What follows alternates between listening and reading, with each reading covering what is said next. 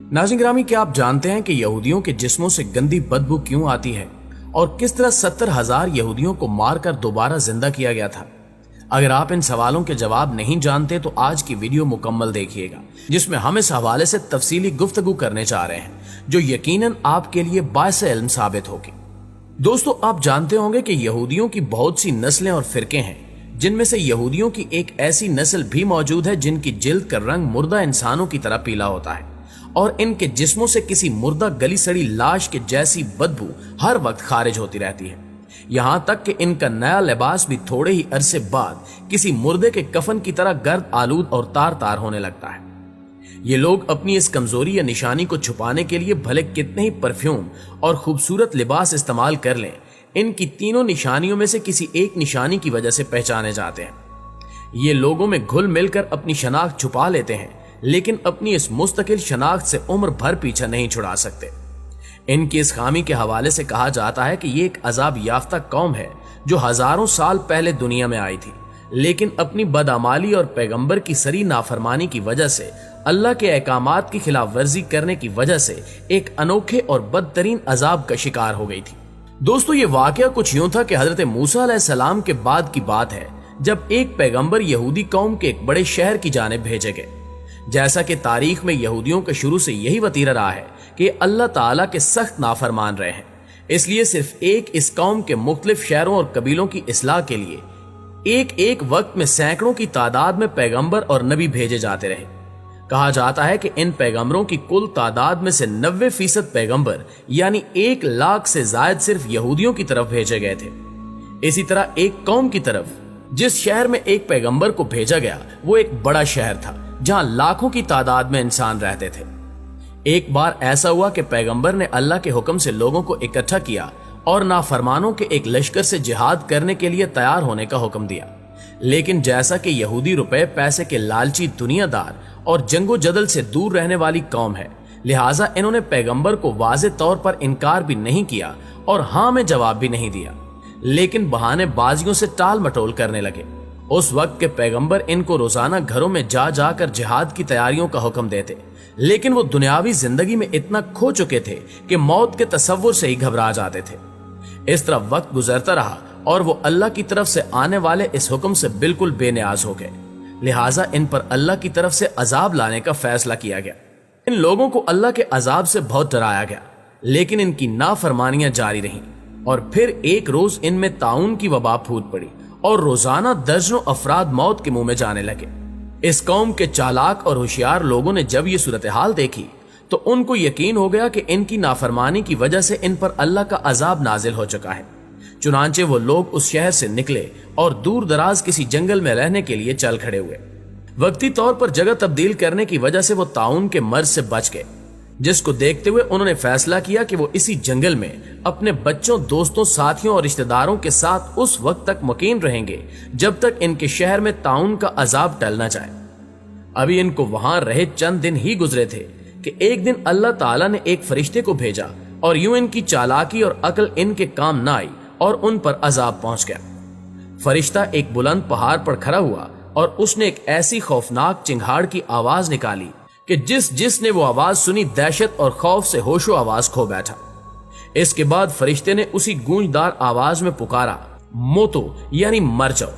इसके ये अल्फाज अदा होते ही जहां जहां पर वो यहूदी मौजूद थे वहीं पर गिर गए और उसी वक्त उनकी रूहें उनके जिस्मों से परवाज कर गईं। याद रहे कि इनमें से कोई भी बीमार नहीं था। ये लोग सभी के सभी नॉर्मल और सेहतमंद थे, जबकि इनकी तादाद तकरीबन 70,000 के लगभग थी।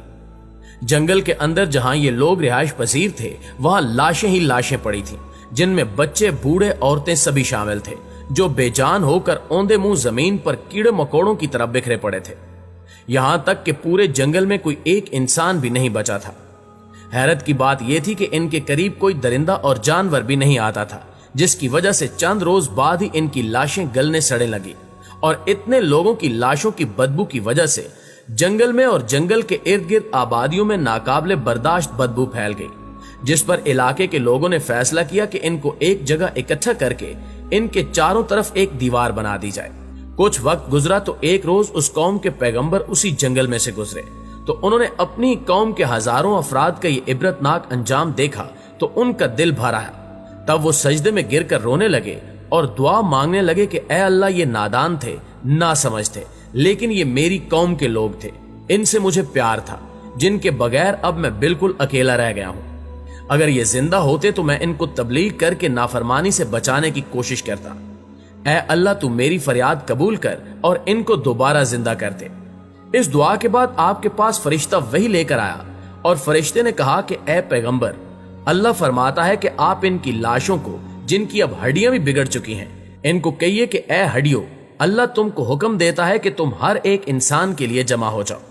لہٰذا آپ نے جب یہ الفاظ ہڈیوں کو مخاطب کر کے ادا کیے تو تنکوں کی طرح بکھری ہڈیاں ایک جگہ پر ایک مکمل ڈھانچے کی شکل میں اکٹھی ہونے لگ گئیں، اور دیکھتے ہی دیکھتے ایک ایک انسان کا ڈھانچہ دوسرے سے الگ ہو گیا۔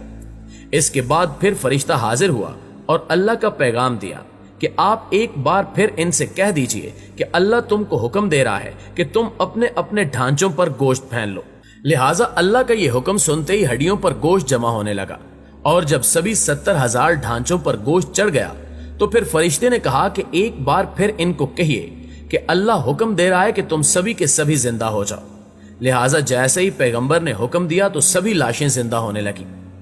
ناظرین گرامی، بے شک یہ انسانی تاریخ کا انوکھا اور حیرت انگیز واقعہ تھا، جب ایک دو نہیں بلکہ 70,000 انسان جو مر چکے تھے ایک بار پھر زندہ ہوئے۔ لیکن ان کی عذاب کی نشانی کے طور پر ان میں ایک تبدیلی آ چکی تھی، جس کے آثار آج بھی موجود ہیں، اور وہ تبدیلی یہ تھی کہ ان کا جلد کا رنگ کسی مردہ انسان کی لاش کی طرح پیلا اور زرد ہو چکا تھا۔ جس طرح 10-15 دن کے بعد کسی لاش کے جسم کا سارا خون خشک ہو چکا ہوتا ہے اور خون کے بغیر جلد بالکل پیلی پڑ چکی ہوتی ہے، لہٰذا ان انسانوں کی جلد کا رنگ ایسے ہی پیلا ہو چکا تھا، لیکن وہ صحت مند اور زندہ تھے۔ ان میں دوسری تبدیلی یہ تھی کہ ان کے جسموں سے ویسے ہی بدبو خارج ہو رہی تھی جیسی 10-15 دن پرانی لاش کے جسم سے پیدا ہوتی ہے۔ جبکہ تیسری تبدیلی یہ تھی کہ یہ جو لباس پہنتے کچھ دن بعد اس کی حالت مردے کے کفن جیسی ہونے لگتی، جیسے قبر میں پڑا مردہ مٹی لگنے سے اس کا کفن میلا ہونے لگتا ہے اور کمزور ہو کر تار تار ہونے لگتا ہے۔ یہ تینوں نشانیاں ان کی زندگی میں شامل ہو چکی تھیں، حتیٰ کہ ان کی آنے والی نسلوں میں بھی نشانیاں پائی جاتی ہیں، اور آج ہزاروں سال گزرنے کے بعد بھی اس نسل کے یہودی دنیا جہاں میں موجود ہیں اور ان میں یہ تینوں نشانیاں موجود ہوتی ہیں۔ قرآن پاک کی سورہ بقرہ کی آیت نمبر 243 میں اس واقعے کی سب سے بڑی دلیل ہے، جس کا ترجمہ کچھ یوں ہے